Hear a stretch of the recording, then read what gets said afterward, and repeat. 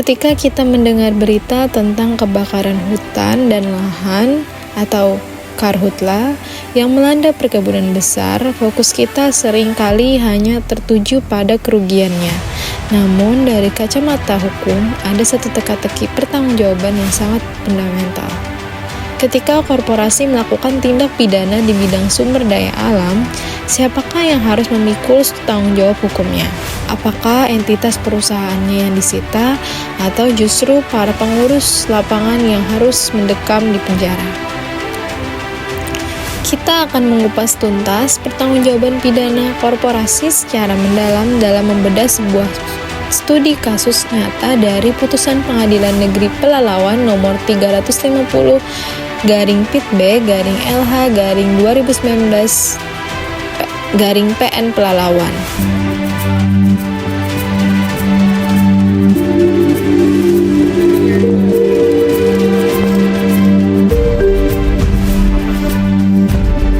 Tersangka sebagai pengurus, dalam hal ini manajer operasional PT Triple S, PJS manajer operasional PT Triple S, inisial AOH, inisial AOH.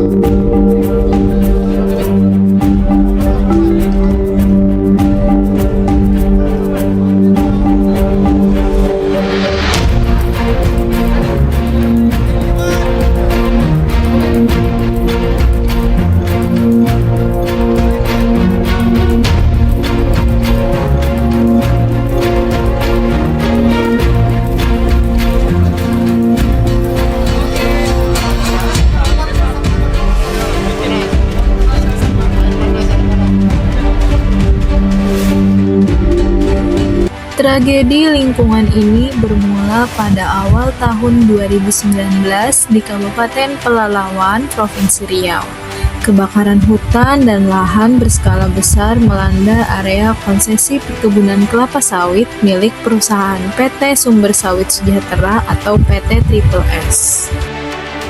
Kobaran api menjalar dengan sangat cepat dan tidak terkendali, menghanguskan wilayah yang sangat luas mulai dari Blok 1 hingga Blok 43 serta memanjang ke Blok J, K, dan L. Dampak yang sangat fatal, sekitar 150 hektar lahan gambut yang dilindungi hangus terbakar, menghasilkan polusi kabut asap yang pekat dan merusak struktur ekosistem tanah hingga melampaui batas aman kriteria baku kerusakan lingkungan hidup yang telah ditetapkan pemerintah. Akibat dampak kerusakan lingkungan yang masif dan meluas tersebut, aparat penegak hukum melakukan investigasi mendalam hingga akhirnya menyeret seorang figur ke meja hijau sebagai terdakwa. Ia adalah Alwi Omri Harahap. Siapakah Alwi Omri dan mengapa ia dimintai pertanggungjawaban pidana? Di dalam struktur tata kelola PT Triple S, Alwi menjabat sebagai PJS Estate Manager atau pejabat manajer kebun. Kapasitas fungsional inilah yang menjadi kunci utama. Jabatan tersebut memberikan Alwi operasional kontrol atau kendali operasional yang nyata, serta tanggung jawab untuk melakukan pengawasan fisik secara langsung di lapangan atas seluruh area lahan perkebunan kelapa sawit yang terbakar. Di dalam persidangan terungkap fakta-fakta hukum mengenai kelalaian tata kelola lingkungan oleh pihak manajemen lapangan. Berdasarkan keterangan saksi-saksi dan ahli, terbukti secara sah bahwa sarana dan prasarana mitigasi karhutla di wilayah PT Triple S sangat tidak memadai. Sistem deteksi dini atau early warning system tidak berfungsi dengan baik. Menara pemantau api minim dan tim pemadam kebakaran internal perusahaan tidak siap siaga saat api mulai muncul. Sebagai pimpinan tertinggi di lapangan, Alwi Omri dinilai abai dan lalai dalam mengimplementasikan kewajiban yang tertuang dalam dokumen Rencana Pengelolaan Lingkungan dan Rencana Pemantauan Lingkungan atau RKL-RPL yang melekat pada izin operasional perusahaan. Secara yuridis, dakwaan terhadap Alwi Omri bersandar pada kombinasi doktrin hukum pidana modern, yaitu vicarious liability atau pertanggungjawaban pengganti yang dikaitkan dengan kegagalan pengawasan operasional. Pasal yang dijerat adalah Pasal 99 ayat 1 junto Pasal 116 ayat 1 huruf B Undang-Undang Nomor 32 Tahun 2009 tentang Perlindungan dan Pengelolaan Lingkungan Hidup.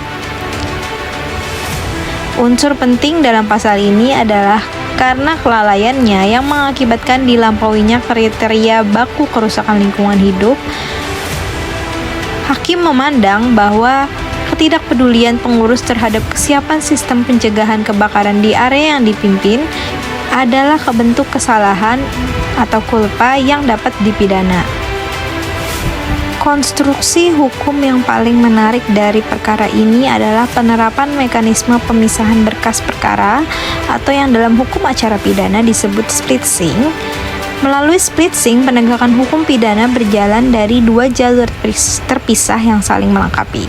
Alwi Omri diadili secara personal untuk mempertanggungjawabkan kesalahan batinnya atau mens rea yang berupa kelalaian operasional.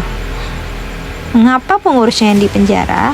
Karena perseroan terbatas atau PT hanyalah sebuah fiksi hukum atau badan hukum yang abstrak yang tidak memiliki bentuk fisik, sehingga tidak mungkin dimasukkan ke dalam sel tahanan. Sementara itu, badan hukum atau PT Triple S sendiri tetap diproses dalam perkara terpisah untuk menjerat keuntungan finansial yang diperoleh korporasi melalui sanksi denda perusahaan atau tindakan tata tertib seperti pencabutan izin usaha. Atas pertimbangan seluruh fakta persidangan, Majelis Hakim Pengadilan Negeri Pelalawan mengeluarkan amar putusan nomor 350/P/LH/2019/PN Pelalawan. Majelis Hakim menyatakan terdakwa Alwi Omri Harahap terbukti secara sah dan meyakinkan bersalah melakukan tindak pidana lingkungan hidup. Ia dijatuhi hukuman pidana penjara selama 3 tahun dan 6 bulan serta denda individual sebesar 3 miliar rupiah dengan ketentuan subsidiar 6 bulan kurungan.